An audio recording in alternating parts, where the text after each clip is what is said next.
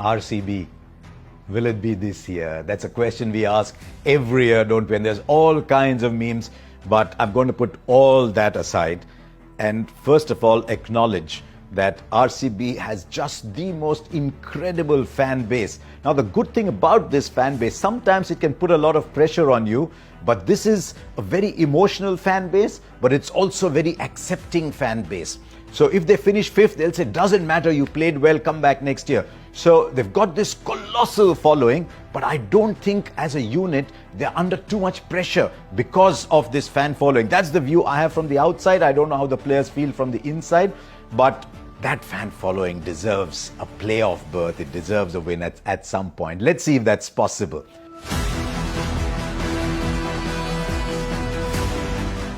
First of all, for RCB to go well, they've got to form a great relationship with the ground that they are playing on. It's a very peculiar situation.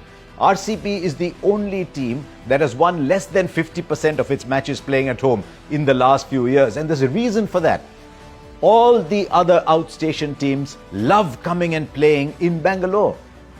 They should actually worry about going to play away games, but it's such an interesting venue that everybody else likes to come and play there. And after 2016, 2024 was the first time when they played all their matches at home and qualified. I know there were COVID years in between. So the first thing about this season for RCB is that they've got to befriend that surface for themselves and make it difficult somehow for the opposition. And I think in the way they've structured that team, they've taken note of that because it's a very, very powerful hitting side. But we'll come to that in just a moment. The second thing that strikes me about RCB this year, and it surprised me a little bit, was that they let Faf du Plessis go. They're probably thinking, look, Faf is 40, this is a 3-year cycle, will he be good enough for us over the next 2 or 3 years? We don't suddenly want to change captains, teams midstream. It must have been a very, very difficult decision because Faf, both as captain and as opener, was a fantastic player for them. Faf and Virat Kohli scored more runs as an opening combination in the last 2 years than anybody else. They scored it at a fantastic strike rate. Faf du Plessis was scoring at 164, and you see around on the franchise circuit is still very good. So there's a Faf-sized hole that they've got to fill both as opener and as captain. Now let's see how they're doing that one. The opener role is easier. We'll come to that in a minute. They've gone with Rajat Patidar as captain. It's a huge show of faith in a young player, well, young in terms of being around at the highest level. He's about 30, 31, but a player of enormous potential, extraordinary ability, fine player of spin.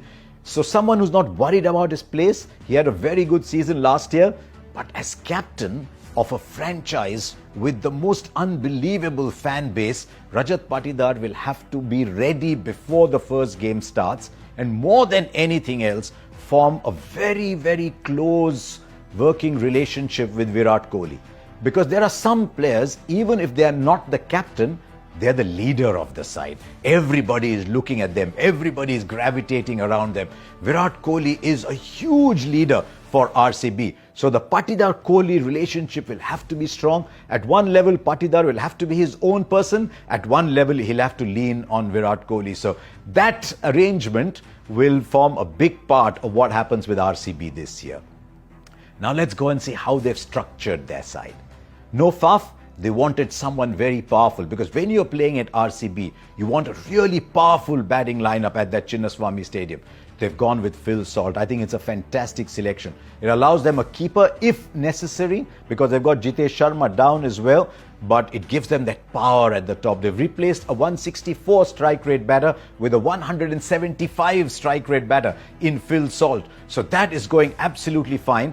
Then just a small issue in that while they're very, very well stocked with powerful overseas batters, I think they're a little light on Indian batters.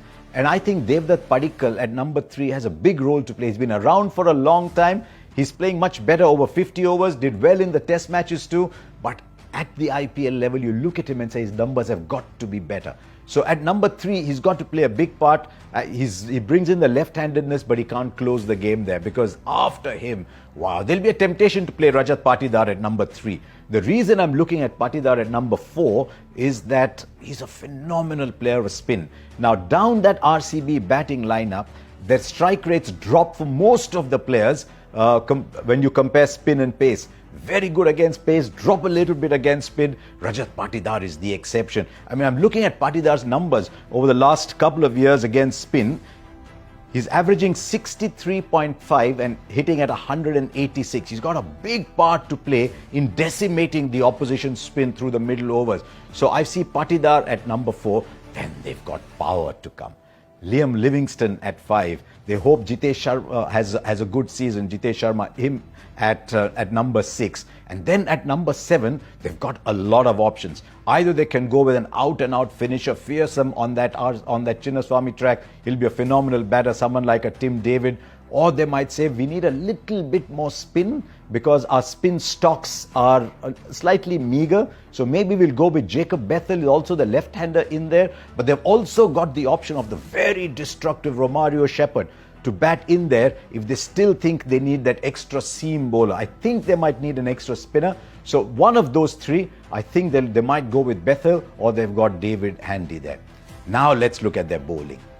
Typically, RCB, you look at RCB and you just go, wow, wow, wow, wow. But who's doing the bowling? And I think that's why they've gone with Josh Hazlewood. They'll be sweating a little bit on his fitness, but everything that we're hearing says, look, he took the break off. He had family reasons, he had injury reasons, but he's going to be fit and fine, because if he's bowling well, that's a very big part of RCB's bowling. Then you look at what they've got around the bowling. They've punted on Bhuvi. Bhuvi is a fantastic IPL player. Is he just past his prime a little bit? So keep your eyes on Bhuvi. It's a very tough gig for Bhuvi to be opening the bowling on that ground. So they've got Bhuvi, they've retained Yash Dayal. I like Yash Dayal enormously as a bowler. And then they can go in with the impact sub, because they've got Krunal Pandya as their only spinner, but he can bat, he can float anywhere. Is he a 4 overs bank though at this stage in his career? He will need to be this year for RCB. And then their impact sub, if they think they've got with Bethel, Livingston and Pandya enough spin bowling, then they can go with Rasik Salamdar, who's been very impressive last couple of years. Or they might go with someone like Suyash Sharma. They've got Swapnil as well, but he's almost more batter than bowler. So you look down that lineup and say, yes, at home, very, very powerful. Away, if they're playing on slowish spinning tracks, bit of an issue for RCB, because I don't think they can give as much to those surfaces as some other players. But overall, it's a powerful side. They will want Virat Kohli to have a big season. Wow, what a season he had last year. You can't expect someone to have a 930 season every year, but last year, close to 750 runs, Virat Kohli in form.